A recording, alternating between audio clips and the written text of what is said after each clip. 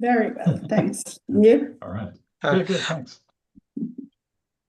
All righty. So are we live? We are live. We are live. Wonderful. So today we're talking about fixing our foundation before we scale.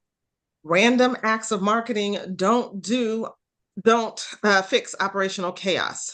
They only magnify it.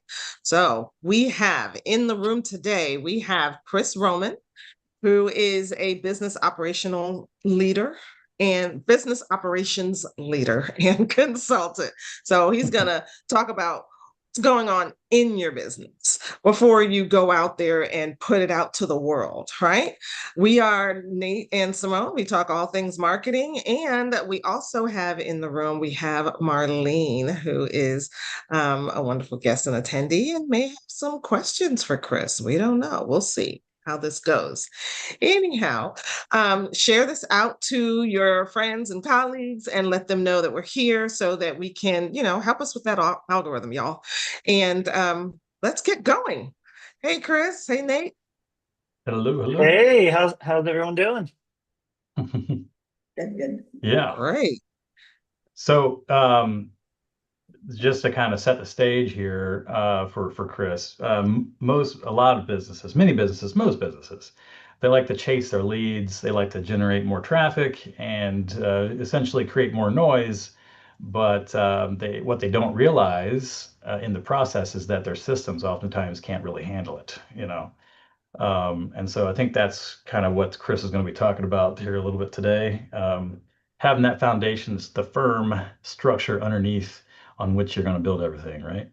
Mhm. So, um, unfortunately, a lot of business owners think that what we need is more leads, more sales, but it ends up being the wrong choice if your foundation is shaky, right? I like to say that you need to have that firm foundation before you start hanging pretty things on the wall.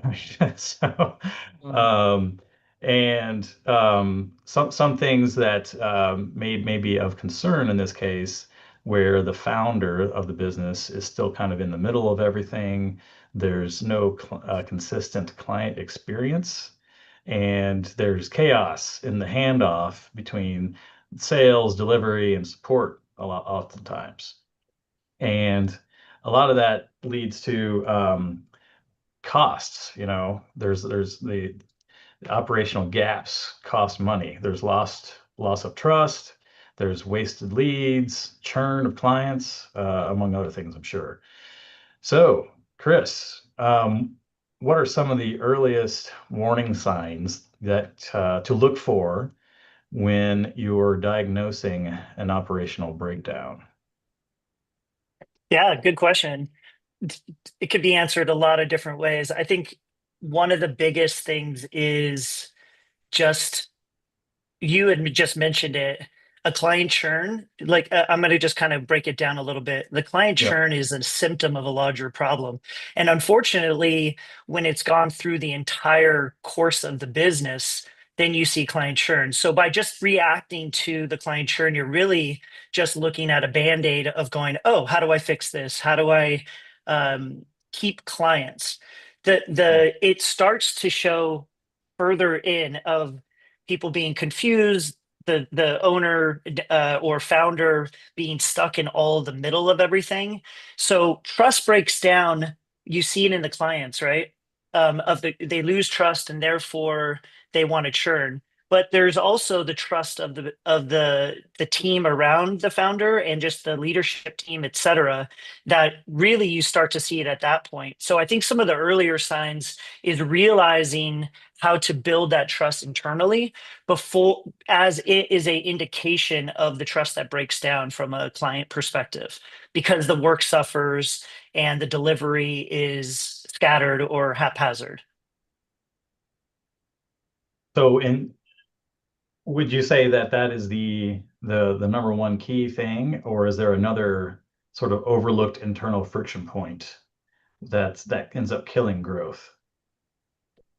Well, I think just generally speaking, the the challenge is most of the time the business is going to try to solve a people issue with process or with technology.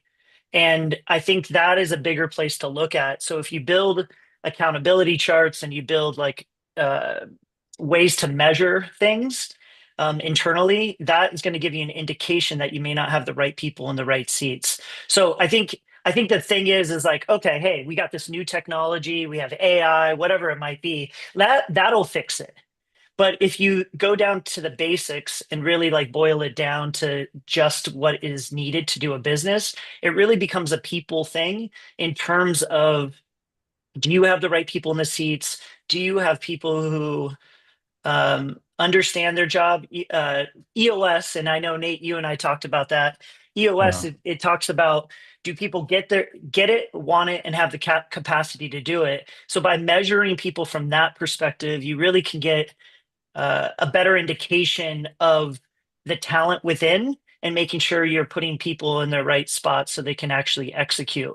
Once you have that in place, those basics, then you can start to layer on other things, which is what you talked about earlier, Nate, about like internally it needs to be strong before you can outwardly go.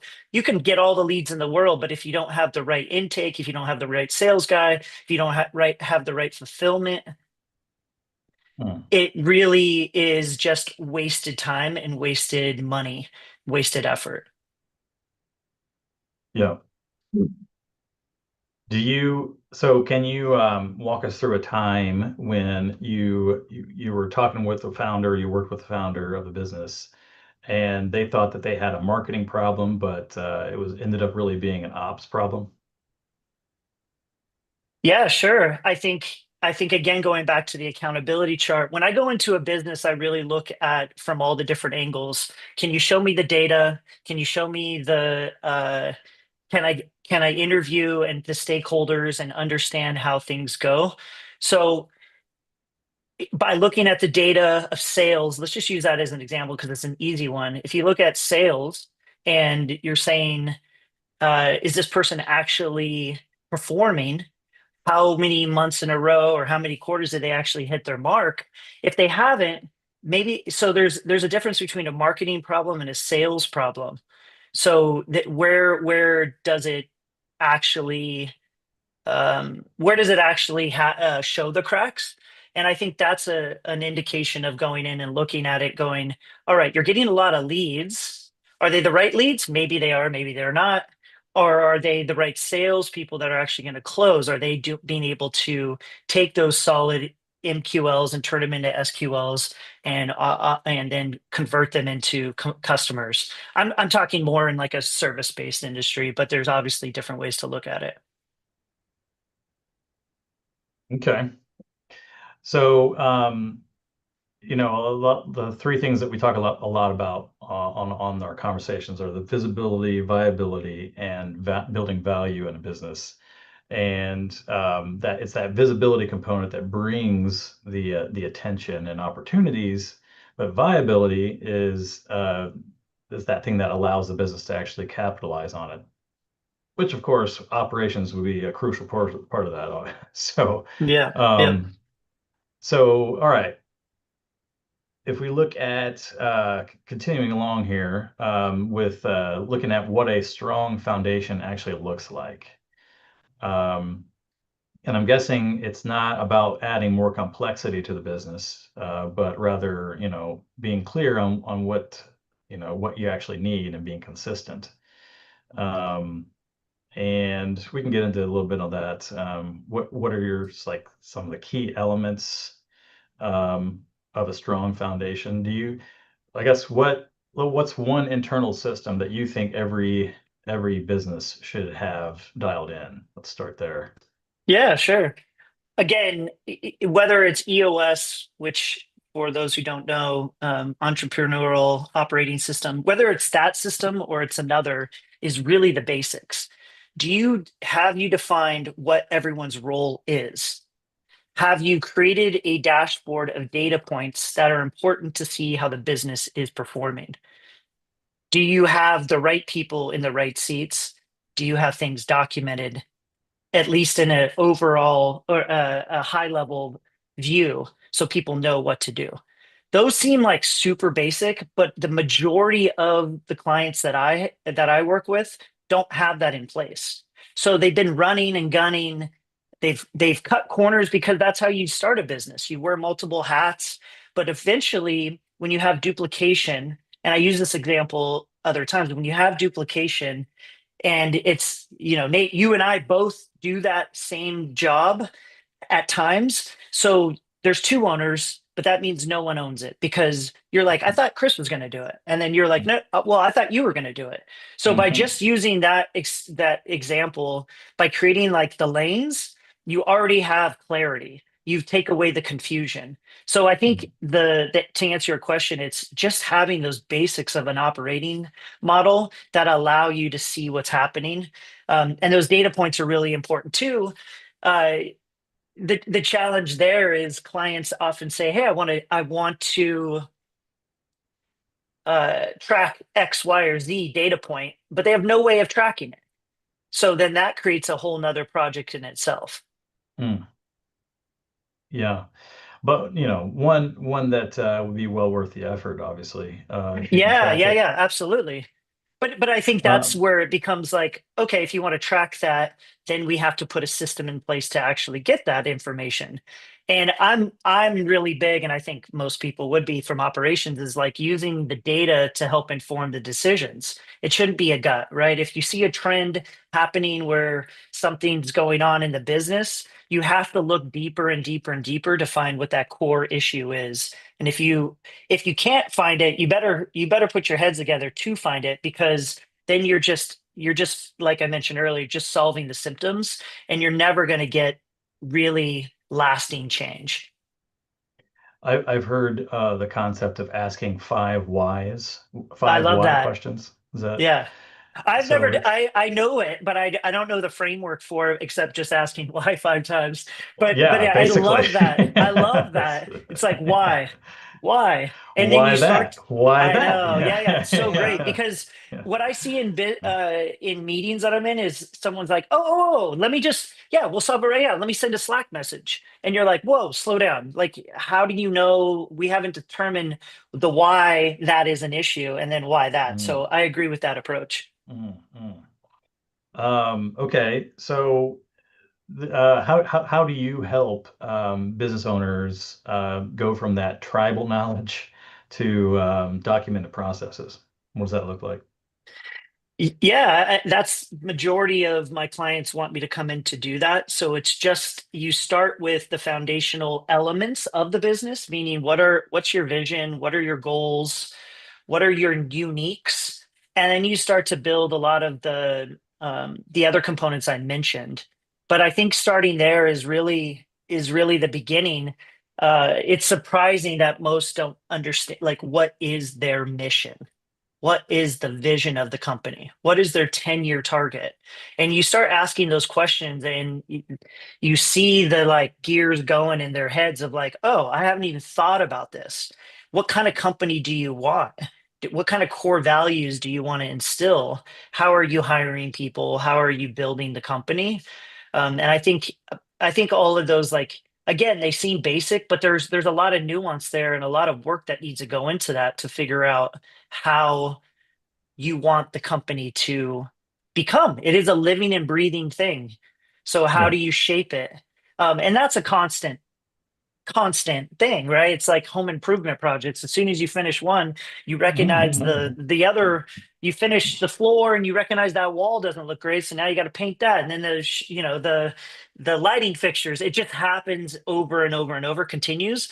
But if you keep that basic uh information intact, you're always rooted in something, you're always anchored to something. So when you're making a decision and you're thinking about how to move to the next phase of the company, you have that baseline that you can always lean on, that helps to guide. So hopefully you're not changing your vision every 2 months. Hopefully you're not changing your core values every 3 months. You know what I mean? So Yeah. it's like Yeah. those things should remain stable, and then you build off from that. Like having the guardrails and Yeah. boundaries so that Yes. nothing goes too far left or too far right, and you're creating and you have all these great ideas within certain boundaries. You know how far you can go. It reminds me, so I used to work with musicians, and we used to tell them, learn the rules of songwriting first before you decide to break them. Yeah, I love that.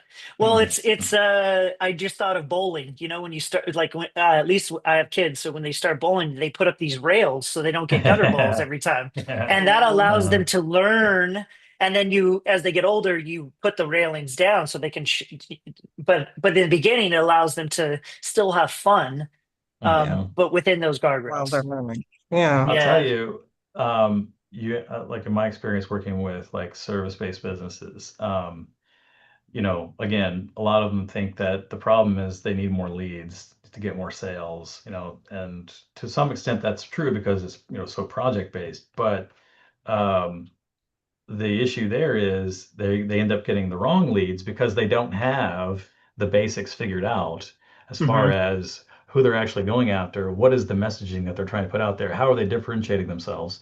This Right. is like foundational stuff that they need to have in place, and it affects so many different things, and not the least of which is their marketing and creating ads, but then of course further on down the road when it comes to their operations, Yeah. going back You, the viability, that's all what yeah. it's all about. Yeah, I was going to say one of a client that I had, I ended up staying, getting hired on, but one of the biggest things they were wondering how they could keep clients. They were getting clients but not keeping them, Mm, and it was the insight I had is they were so wide with what they were offering.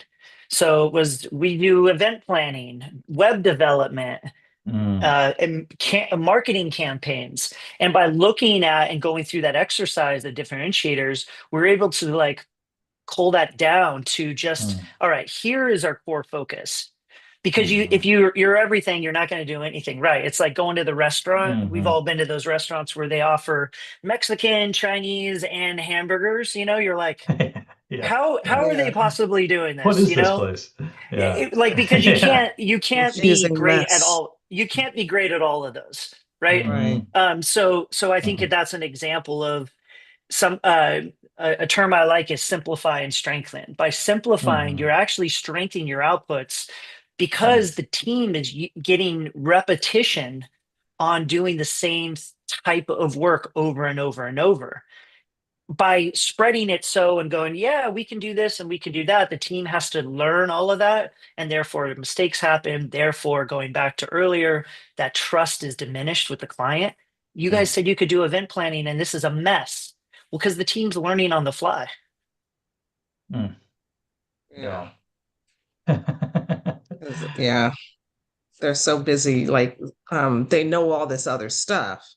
Then it's like, oh, we've got an event planning contract. Okay, now let's figure Yeah. that part out, right?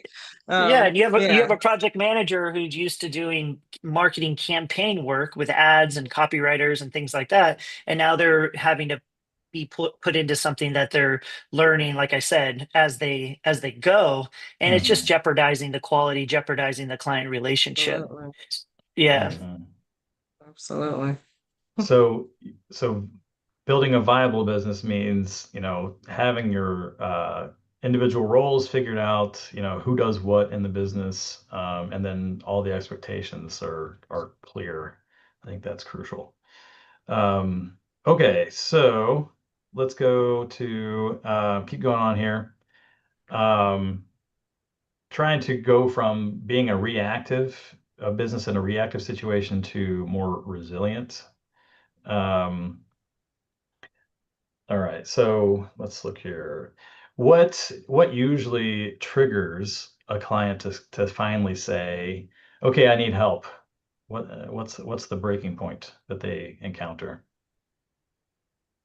I think it's usually just a moment of I'm burnout, I'm tired, I'm hiring people, but I'm still working the same amount of work, same amount of hours.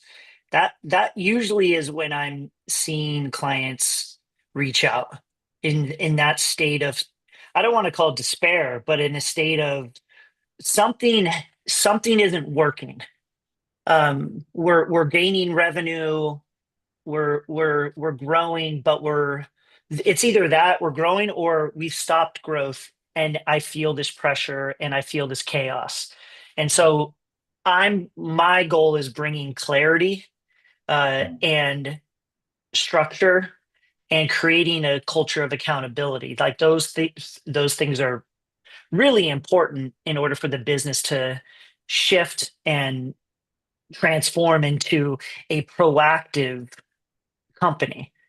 So a big part of that is having weekly meetings that are set at the same time for the same duration with the same agenda, and that allows you to go through certain things, a scorecard, which is your data points, what are your quarterly goals, what are the issues and how do you tackle those. So you go through it systematically in order to create that proactive, because you're looking at the data and you're going, oh, that seems odd, it continues to go down or it's going up or whatever. And that allows you to start thinking about it proactively versus waiting for a client to go like, I don't like working with you guys, you guys are not hitting the mark.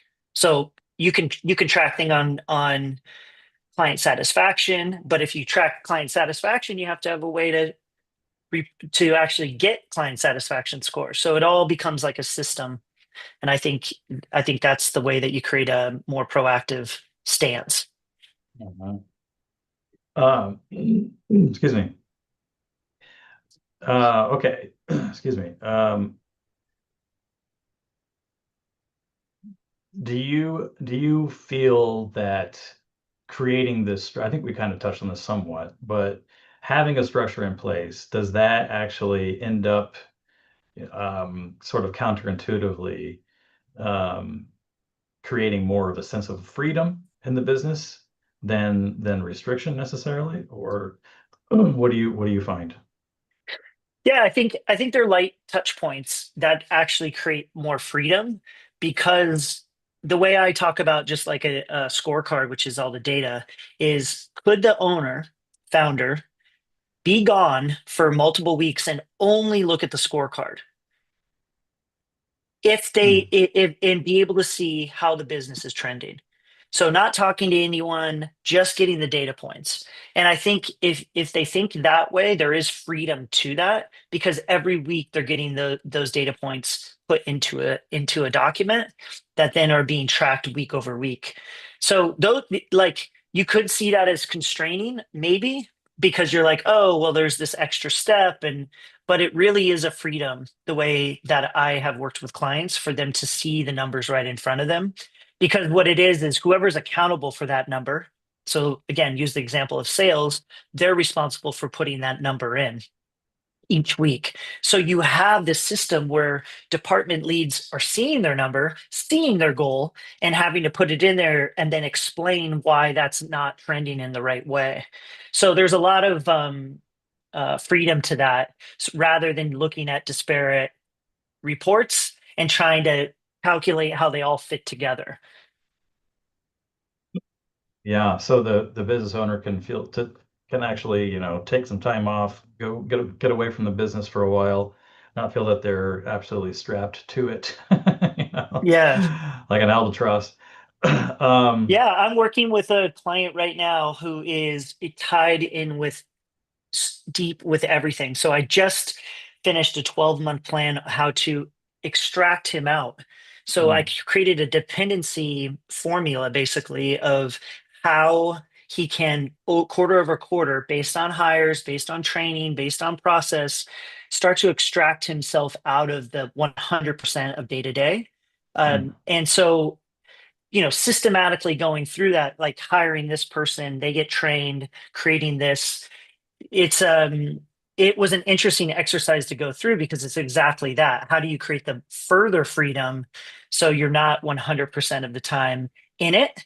Because the business has exploded and it's doing really, really well. But the way he's looking at it, or was like, okay, well, I'm just going to 5 more years of this. I'm going to put my head down. And then the other day, he's like, actually, I can't do this for 5 more years the way it is. Yeah. Come up with a plan to get to alleviate my pain and provide me a plan to get there. So, quarter one is a reduction of 30% of his time in day to day. And then as it goes through the quarters, eventually to about 85, 90% of not being reliant for every department to do the work. But there's a lot that goes into that. You got to hire the right people. You have to have trust built in. They have to be able to deliver to a quality that he's accepting, right? I mean, that's a big thing that I see is not wanting to let go because no one's going to do it like him. Nobody does And as good as me. I feel that way too, right? Yeah, that's I'm not pretty gonna much the same for everybody. Yeah. I know, but there has to be of like, hey, I'm okay with 90% of what because most people have such a care for their company, they're gonna do it in a way that most don't see. So you have to bring in people who are detail oriented, who really care. And that could go tie back to your core values of how do you hire against that? I'm big on going, all right, I'm interviewing for this person. This is the position, but do they fit the core values? And that core value could be we care about the work, or we're incredibly organized on behalf of our clients, whatever it might be. But you can create those and then hire against that in order to establish the right type of talent coming in. That's interesting. Ultimately, it empowers your team. They don't always have the boss breathing down their necks and looking over their shoulder. Exactly. Yeah, because it's seen as micromanaging, but what the reality is it's I care, and maybe you don't care as much as I do, but I care because I'm going to do it this way. But ultimately, that drives the founder into a spot which I just mentioned, whereas I can't do it anymore. Right. So there has to be a release of that as well, which is a learning experience for them too. So as far as like the hiring component there, just going back a couple steps, are you encouraging them to sort of frame the questions around the values so you can kind of elicit how they're feeling about those, or what is the process there? I've actually implemented a couple different processes, but it just depends on what the client's looking for. So I've done you start with a Loom video. So you're already seeing how they answer 3 questions. You also weed out the majority of people who are like, I'm not doing a Loom video, right? So now you have people who actually care. Then once they do a Loom video and you give them a personality test. Now, does that personality test fit to the role? Yeah.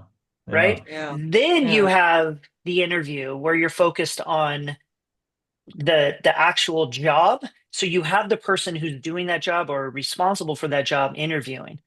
And then secondly, you're doing a culture fit, which typically would be HR, or it might be another person on the team. So you've created this system of like only the best are going to get through. Because if you look at it, just the people who are dumping the resumes into, applying, you can just weed all of them out because they didn't follow the instructions, which says put a Loom video. One thing I didn't hear you say is that you're using AI to analyze the resumes. Is that... No, definitely not. Because here's the way I look at it. If someone sends a Loom video and they're reading off a script, I'm not interested. Because I want someone to be able to speak freely and answer questions. And if they're like, hi, my name's Kris, and you can see them reading their screen, it's like, one, great that you prepared. Love it. But also at the same time, it shows that there's a dependency on having things. Now, the role, it depends on the role, of course. But I've had sales people do a Loom and they're reading off a script. And that's just not, you need salespeople who are going to be able to bend and flex and and react to the client or the potential client. And so that's the like method that I would look at, because there is a reason why personalities and tests are there, because if that doesn't match up to a salesperson, then they're next. It's just as simple as that.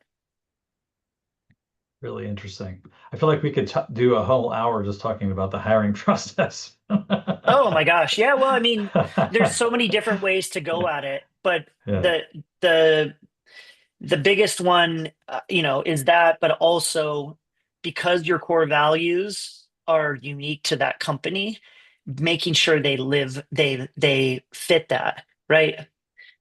Yeah. If it says we always follow through and this person doesn't seem like they're going to follow through, or they're late to the meeting, or Mm, they don't send yeah. you ask them to send something and they're late on that, you already get a Mm, sense of the type of person they are. mm, But you could also find that out with a personality test. yeah. Hmm.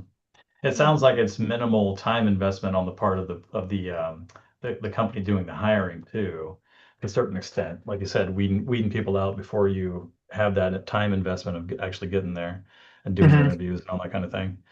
Yeah. So can you share a story where you have helped businesses put systems in place, and that's actually contributed to their growth?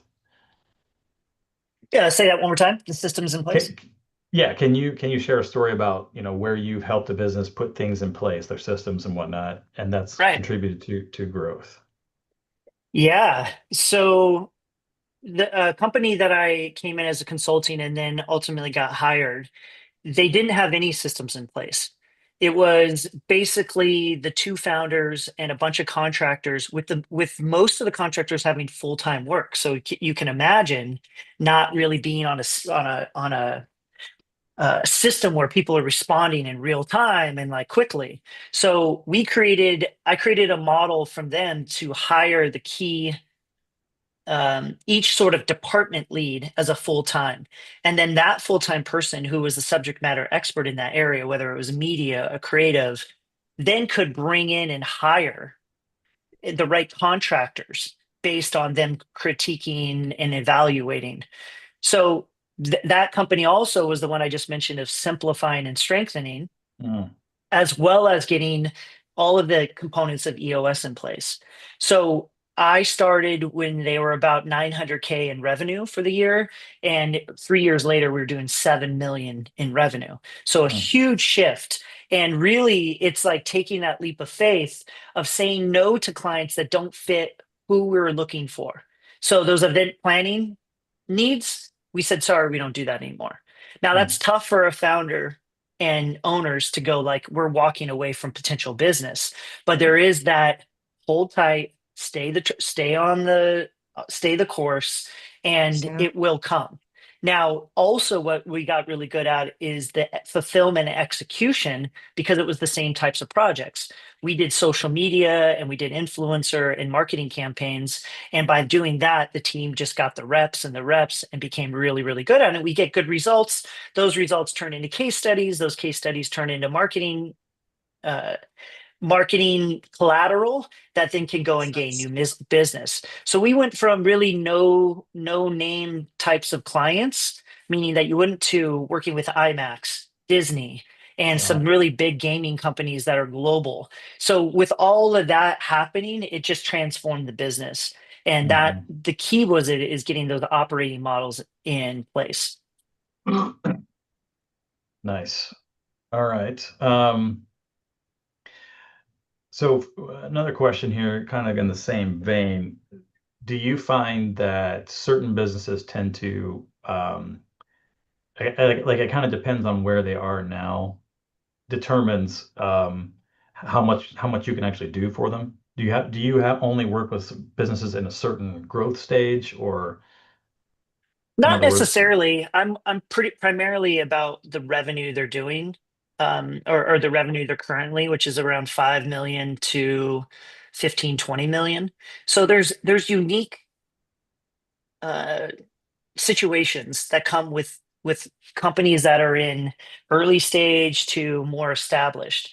Mhm. But and I think Nate, you and I talked about this, or someone else from Alignable, but one of the key things is, or one of the key takeaways that I've learned through the last year and a half of doing consulting is it's the same types of things that are issues. And a lot of it is around not having frameworks, not identifying who does what, all of that types of stuff.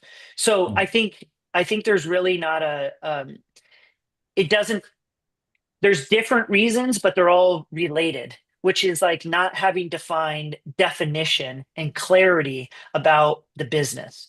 And there's different angles. Sometimes clients have it really defined what the roles are, but they haven't defined the vision and haven't communicated the vision to the staff. Mm. And that's one of the a thing that I think is important is to provide reason for people to come into work every day. What Mm. is the purpose? And if you can create a purpose, people love to be parts of groups that are growing and striving and have a reason to be in business. And Nate, you mentioned the why. I'll ask a business owner, well, why are you in business? And they'll say, I want to make money. Well, why do you want to make money? And why did that? So you get down to eventually it's really about they want to bring a different component to the world that hasn't been seen or want to help this community. And so if you can bring that to life and share what the vision is and then routinely share the progress to your team, they start to feel invested in it. And that's how you get people who stay and want to build a culture versus who just want to just do the job and go home. Now, that's fine to do that, but also you want to create a sense of community, and by a vision and a purpose for a company starts to build that. So what do you do when you talk to a business owner and they say, I'm ready to go. I want to scale this thing, but you find that they haven't done the foundational work that they need. Then it's right to that. This is what you need, foundational work. But it's not just a one and done. I think that's the clients tend to want to think it's a silver bullet, like, oh, Mm, this can fix everything. And it is one of these things where if you want to have be fit and live a healthy lifestyle, you just don't do it for 1 week, mm, right? It has to be a routine. And I think mm, you can create the vision, but how do you communicate the vision? You can create the core values, but how do you instill them throughout the company? And how do you get people to actually believe them? mm, Most will just write it all down one time and it sits in a G doc and in a folder, hey, I checked the box and I did it. I looked mm, for what are the natural ways to bring that in. So for mm, example, every 2 weeks you could do a little newsletter of what are the wins, what are the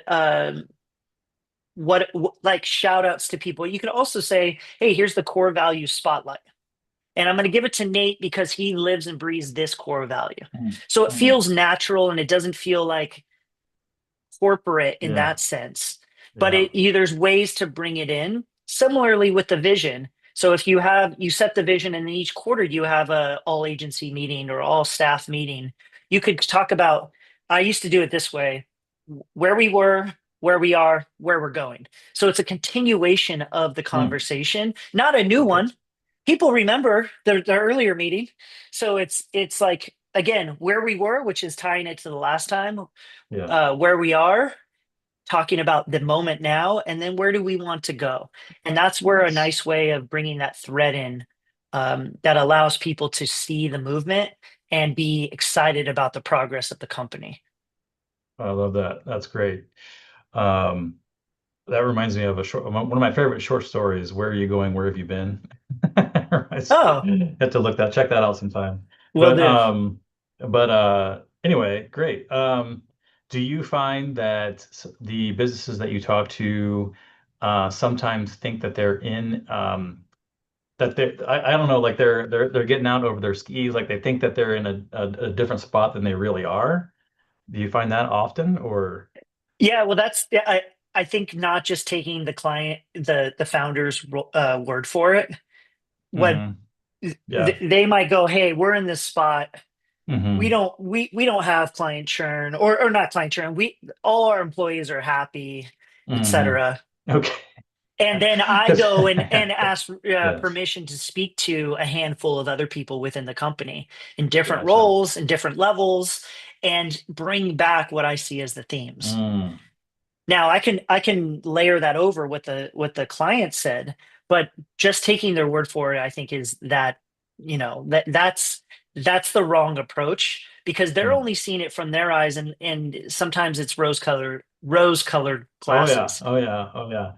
Yeah, Sitting in I their believe ivory that. tower, right? Is that? Yeah, Yeah. yeah. What were you gonna say, Simone? Uh, Oh no, I was agreeing with you. I got it. Yeah, there is a very different perspective from, the guy in the corner office to everybody out in the cubicle. Those on the front line, yeah. Yeah, Yeah. and the people, They, especially the people on the front lines actually interacting with clients and customers. Hmm. I was going to say, do you feel, Kris, that the people on the front lines tend to have a better perspective, a more accurate perspective on the customers and how the customers are feeling about delivery and that kind of thing? Is that the situation usually? 100%. Yeah. There's amazing how quickly you could, low hanging fruit type of tweaks that can happen based on after those stakeholder interviews, because Mhm. there's little blockers that could just be opened up by Mhm. just shifting a few things, and the owner may not know, it may not be aware of that. Mhm. So there's also sometimes, which is tricky, is that the problem is the owner. Mhm. Mm. Wow. And that is where they say one thing and do another. They say the process is this, but they don't follow it. So those are conversations of like, I've had It's an clients integrity that are, problem. yeah, I've had clients that are like, I know, and I want to fix it. And then I've had ones which I ended up not working with who are like, no, I don't see any problem with that. Mhm. So again, it goes back to the working out.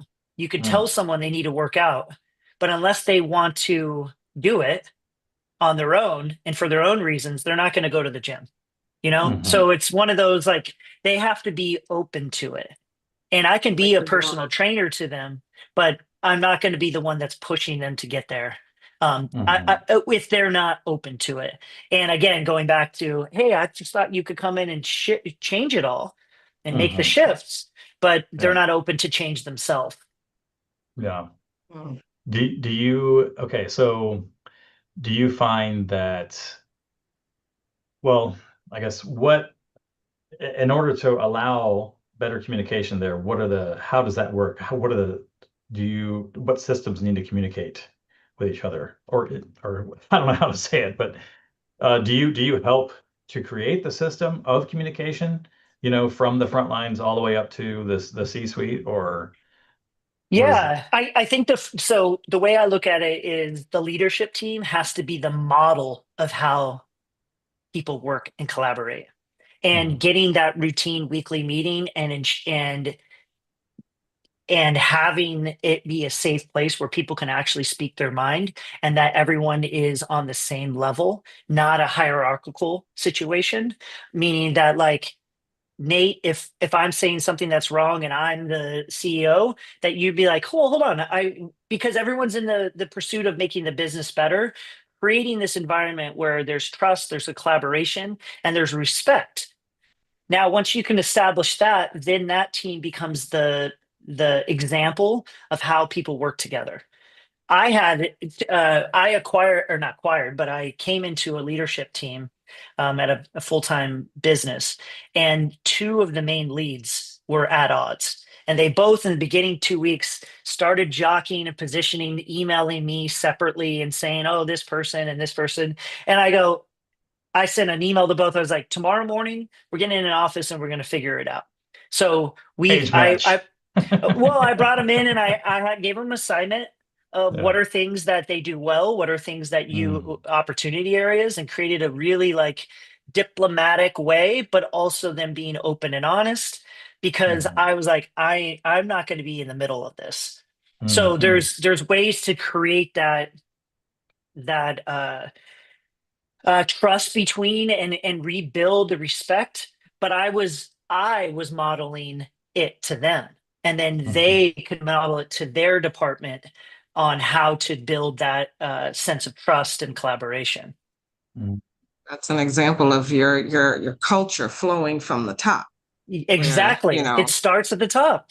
yeah, the leaders need to set the tone, the culture, the values, how are we dealing with each other? How do we behave when it comes to the customers? How do we behave with our leadership?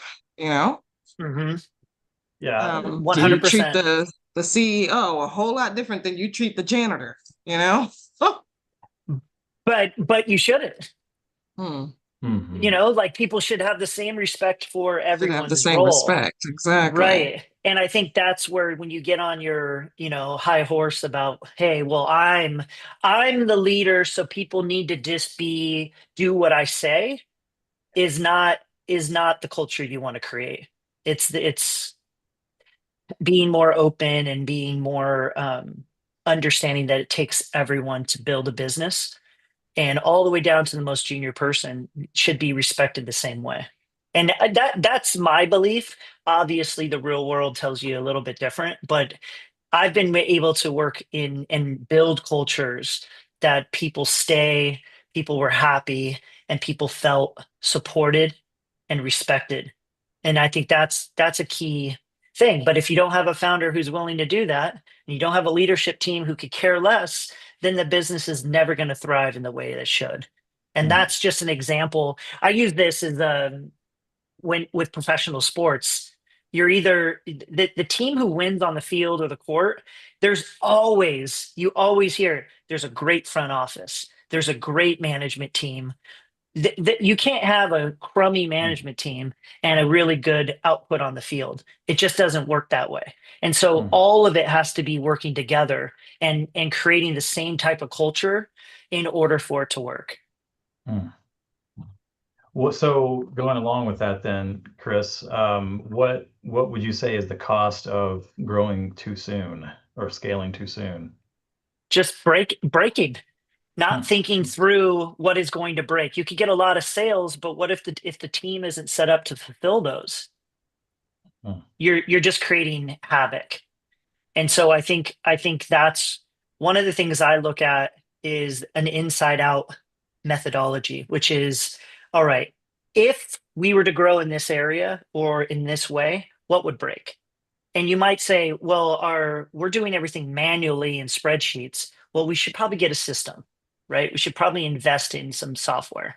Or if this happens in the company, not one person can handle that, right? Or if we grow to a certain amount, we're going to need HR. Like just these things that need to be thought through in order Mhm. to handle the growth. Now, what comes first, the growth or that investment?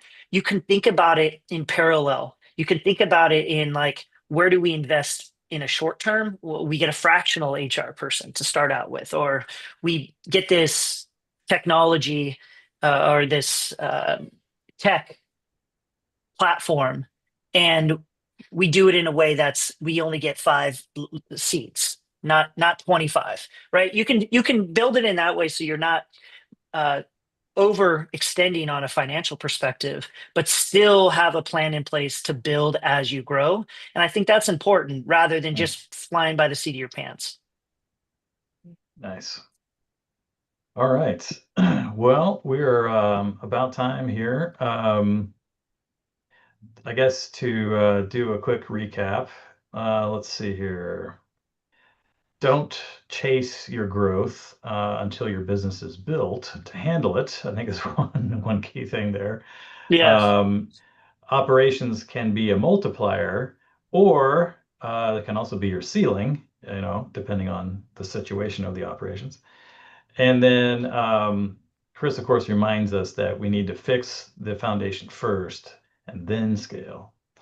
So for our CTAs here, visit roh-consulting.com to learn more about Kris and his work, and we'll put a link in the description.